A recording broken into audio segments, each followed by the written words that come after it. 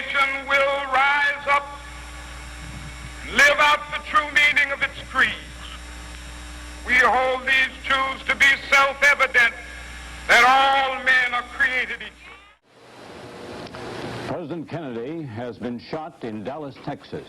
He was shot while he was touring town with Governor Connally in the famous bubble car. The bubble was down. Both Mrs. Kennedy and Mrs. Connally were in the car with them.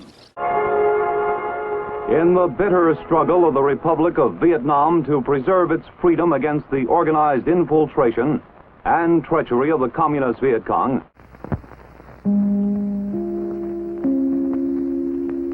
Celtics 108, Lakers 106. Celtics lead by 2 points.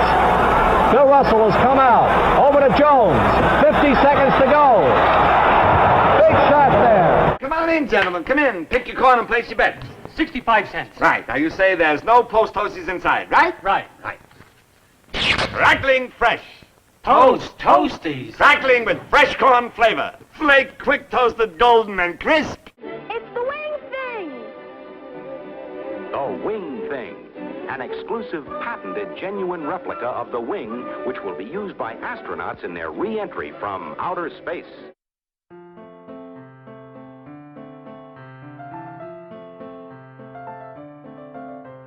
Well, on February the 6th, 1963 was one of the greatest days of our life when our little son Jim come into this world. He weighed 6 pounds, 7.5 ounces, I believe.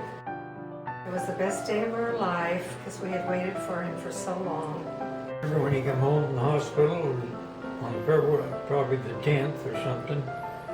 It was, in them days, it was always cold, but that day I think it was about 50 or 60 degrees. And his grandpa had a 60 Pontiac, oh, it was a nice looking one, brought him home. We thought we was really living high. I remember Jim, when he started to school, I remember him walking across the lawn with his little lunch pail, and oh, he had having a high time. He walked clear to up to the grade school with the other kids. Sometimes Mom would take him in the car, but they'd always walk home at night. And nowadays you wouldn't think of walking home from school, a little kid like that, but in them days I guess it didn't make much difference.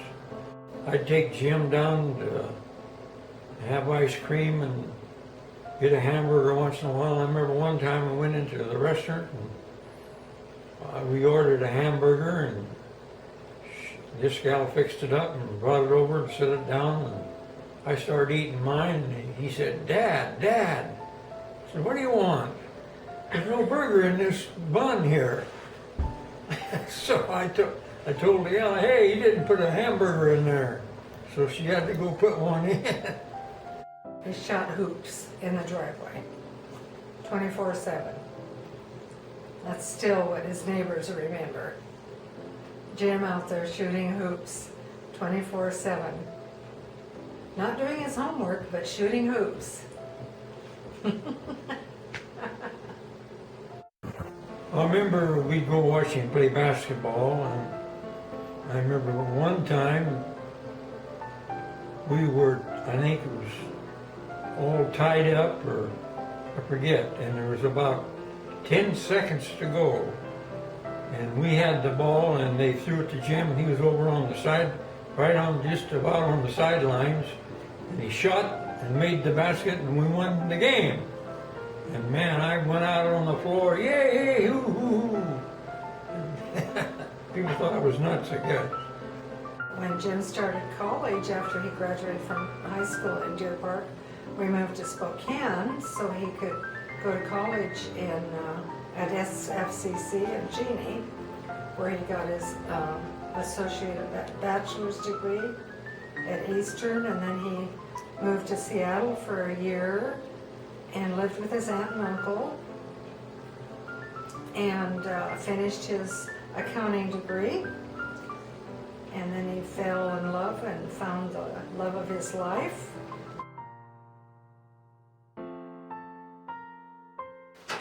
I met Jim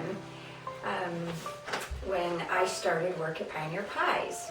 and I just graduated from high school, and he was there the day before me, so he kind of had a lay of the land, and I, of course, showed up like right on time to start my shift, and couldn't find the time clock, and he sent me on a wild goose chase, and thought that was so funny. We went to Casablanca, which was downtown, and had Mexican food, and we took a walk through Riverfront Park, and I pretty much told him everything about myself, and he still wanted to pursue me. And when we left, I rolled down my window of my Volkswagen and shook his hand goodbye, and he still wanted to pursue me.